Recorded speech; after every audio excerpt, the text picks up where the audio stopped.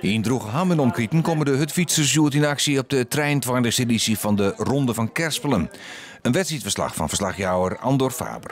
Een van de deelnemers is Sven Kramer, die dit soort hutfietswedstrijden broekt in zijn tarrieding op het reetrietseizoen.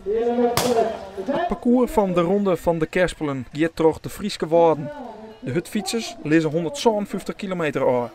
Totdat er net een soort wienstiet verint het begin van de koers restig. Jasper Schouten beschikt het wel los te komen van het peloton, maar hij slaagt het er net in. Na zo'n 100 kilometer fietsen ontstaat er een kopgroep van 100 man. Die groep, zonder Friezen daarin, krijgt de romte van het peloton en had op een bepaald moment zelfs een voorsprong van een minuut. Maar met nog zo'n 40 kilometer om de finish gaat het tempo in het peloton omheeg. Benam de Noordelijke Wielervereniging Groningen, de ploeg van onder oren Sven Kramer en marathonrieder Gary Hekman, viert het tempo op. Ze zetten in op een massasprint en hebben Hekman als goede sprinter in haar ploeg.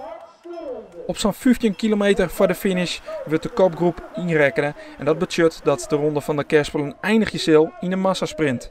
En in die massasprint doch blikken dat de NWVG oppermachtig is. Eerste oer de streek is Giel Breukelman van Gramsbergen en tweede wordt zijn ploeggenoot Gary Hekman. Het derde plak is voor Roy Efting. Beste Fries is Björn Bakker van Wienwoord. Hij wordt 18e.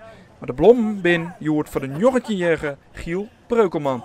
Ja, heel mooi. Ik ben eerstejaars beloofd en ik had zeker niet verwacht dat ik deze zou winnen. Ik was vorige week 2 keer vierde in het criterium van de Lust van Rode en Rode Strand was ik ook vierde. Die week ervoor vierde in Hoekse Waard. Dus ik ben echt wel heel erg blij met deze.